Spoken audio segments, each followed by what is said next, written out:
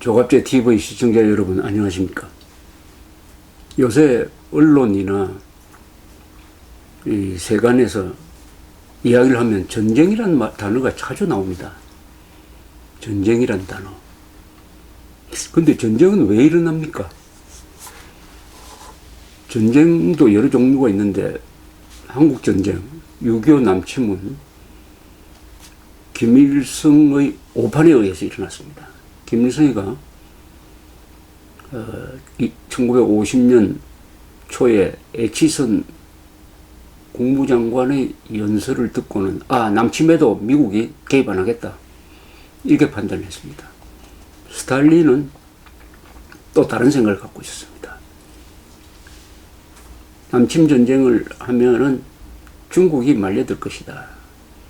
중국이 말려들면은 무기를 소련만 떼줄 수 있기 때문에 우리한테 종속될 것이다. 그리고 중국이 미국과 싸우면은, 한반도에 싸우면은 서로 두 세력을 원수로 만들어서 이간질시킬 수 있다. 냉전 전략으로서 김일성의 남침 요구를 받아줘가지고 허가를 해줬습니다. 모 대통령은 이왕 미국과 대결을 하려면 한반도에서 대결해야 된다. 이 통일을 해가지고 압록강, 두만강에 미군이 주둔하는 것은 절대 받아들일 수 없다. 일종의 선제적 개념으로 예방전쟁 차원에서 개입을 했습니다. 그러니까 각각 계산이 달랐습니다. 김일성만 바보가 됐습니다. 김일성은 적화, 통일을 꿈꿨는데 스탈린의 목적은 김일성을 그냥 심부름꾼으로 이용해가지고 미국과 중국을 이간질시키는데 써먹기로 해가 미끼로 던져버렸습니다. 또 다른 전쟁이 있습니다. 임진왜란이죠. 임진왜란은 완전히 이거는 도요토미 히데요시의 과대망상에 의해서 일어났습니다. 도요토미 히데요시는 천하를 통일한 다음에 간이 부어가지고 이 동아시아에서 패권자가 되려고 했습니다. 명나라로 쳐들어가는 길을 빌린다는 차원에서 우선 한국을 치고 한국이 길을 열어주면 명나라로 쳐들어가서 당대 유럽을 패자가 되어 있었던 펠리페 2세와 맞먹는 사람이 되겠다는 과대망상을 가졌습니다. 아무런 말릴 사람이 없었습니다.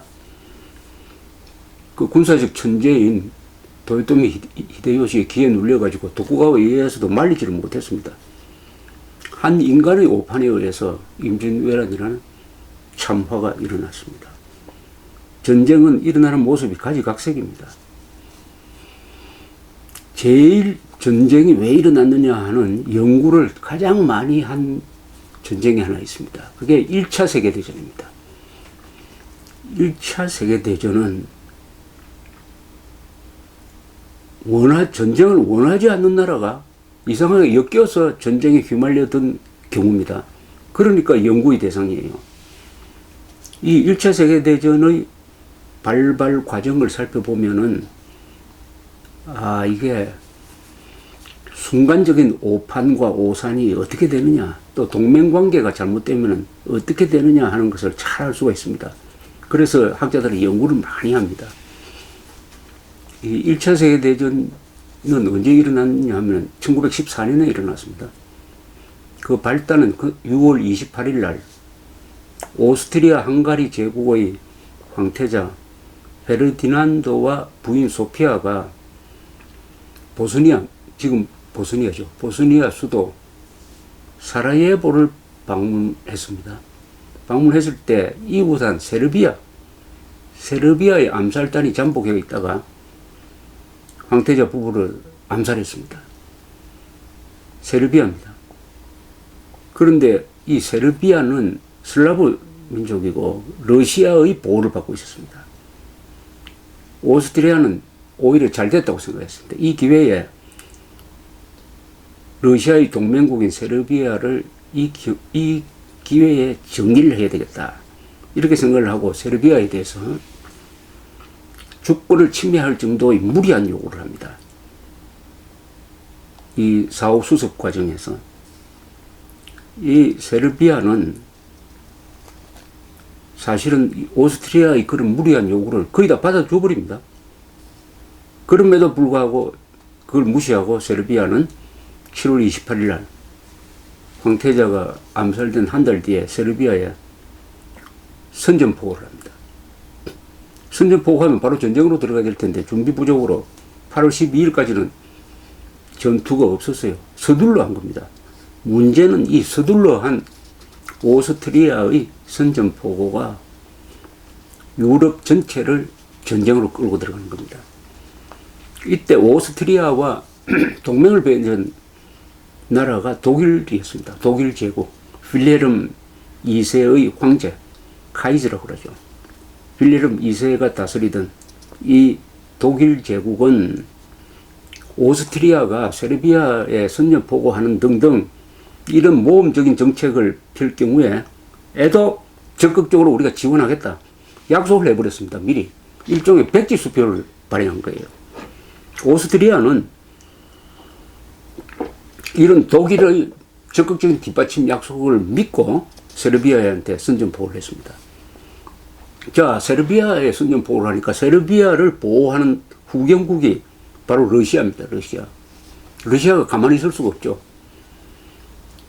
자기 동생뻘인 세르비아가 오스트리아한테 당한 걸 그냥 내버려 둔다면 러시아는 뭐가 되겠습니까? 또 그때 러시아는 그 10년 전에 일본과 싸워서 러일 전쟁에서 졌습니다. 국제사회에서 완전히 이 권위가 실추됐는데 이번에 또 당한다? 참을 수 없죠. 그래서 러시아 황제 니콜라스 2세는 세르비아를 보호하기 위해서 오스트리아가 선전포고한 데 대해서 동원령을 내렸습니다. 동원령. 이 전쟁이라는 것은 반드시 동원령이라는 절차를 밟게 됩니다. 그러니까 예비군까지 총동원해야 전쟁이 가능하니까 동원령을 발동하면은 이것은 전쟁으로 간다는 예고에 해당하는 겁니다. 러시아가 동원령을 내렸습니다. 자, 러시아가 동원령을 내리니까 이제 오스트리아의 동맹국인 독일이 가만히 있을 수가 없어요.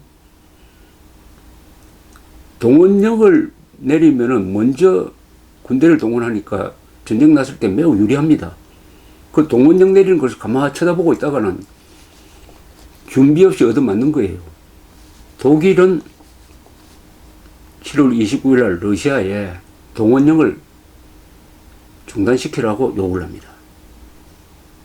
그런데 받아주지 않아요. 러시아가. 니콜라스 2세는 사실은 전쟁을 하고 싶지를 않았습니다. 이 동원령을 사실 중지시킬까 말까를 했는데 그 군인들의 전쟁 계획 이야기를 들으니까 이 동원령을 중지시켜버리면은 오히려 독일한테 기습을 당한다. 그리고 전쟁 계획에 굉장한 차질이 예상된다. 이거 동원령을 중지시켰다가는 전쟁도 안 될 뿐만 아니라 군인들의, 장군들의 반발이 있을 것 같단 말이에요. 그래서 오히려 독일의 요구를 묵살하고 그 동원령의 규모를 총동원령으로 그냥 더 확대시켜 버렸습니다. 7월 31일입니다. 1914년 7월 31일. 독일은 재차 러시아에 대해서 총동원령을 중단시키라고 요구를 합니다. 러시아가 거절하자 8월 2일, 이틀 뒤에 러시아에 대해서 독일이 선전포고를 합니다. 그러면 이 러시아와 동맹관계에 있었던 나라가 하나 있습니다. 바로 프랑스죠.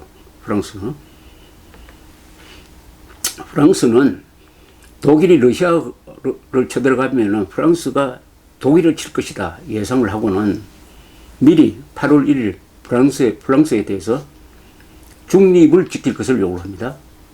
중립 지켜달라. 이러니까 프랑스는 거기에 대해서 답을 하지 않고 우리는 국익에 따라서 행동하겠다. 이렇게만 이야기하는 거예요. 그럼 독일은 이제는 불란스를 칠 수밖에 없다 하는 결심에 도달합니다. 왜냐? 독일이 이런 사태를 예상하고 세워놓은 전쟁 계획이 있었습니다.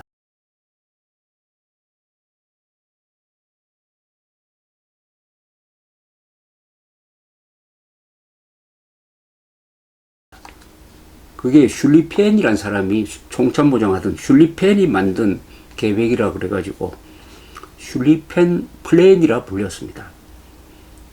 독일의 전략은 이거였습니다. 만약 전쟁이 일어나면은 먼저 불란서를 쳐야 된다. 불란서를 먼저 쳐야 된다. 불란서를 치는데 병력을 집중시킨다. 그 다음에 불란서 군의 항복을 받은 다음에 그 군대를 러시아 전선으로 옮겨가지고 러시아를 친다. 먼저 불란서를 치는 겁니다. 주력군을 불란서에 배치하는 것이었습니다. 이걸 슐리펜 계획이라고 합니다. 그런데 이 전쟁 계획에는 당시에 중립국인 벨기에를 침공하는 계획이 들어있었어요. 이 슐리펜 계획을 집행하려면은 오른쪽에 대병력을 집중시켜서 그 오른쪽에 있는 우익군이 벨기에를 우회해가지고 불란서를 친다.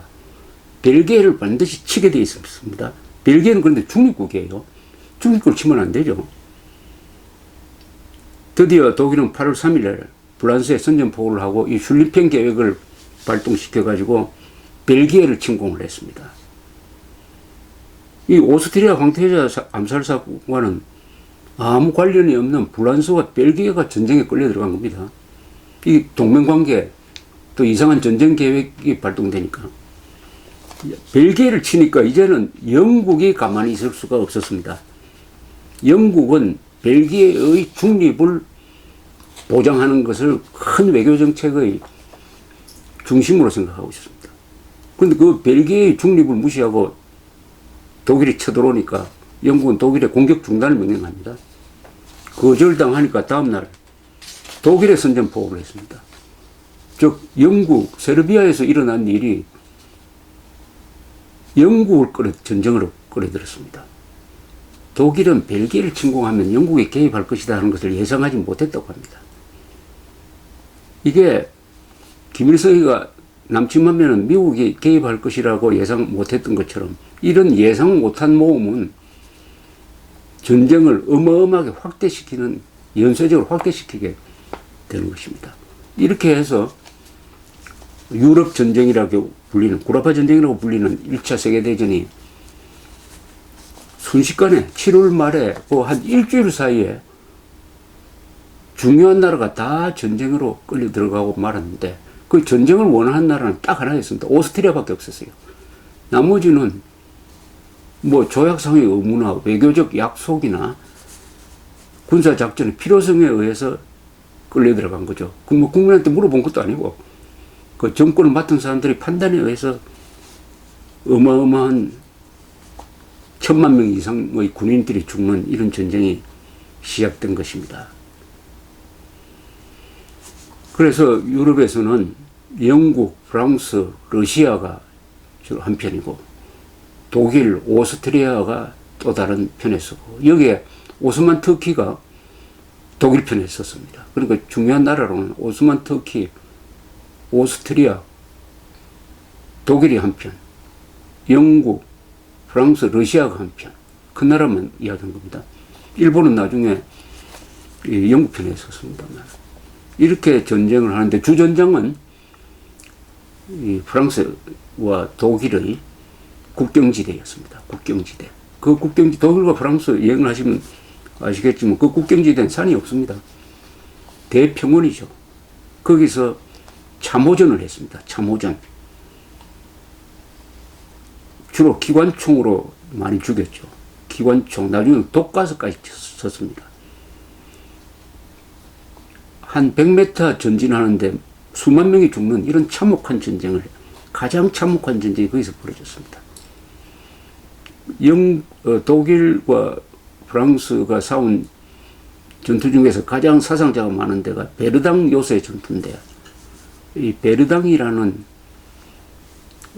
자그마한 야산이 있는 마을입니다.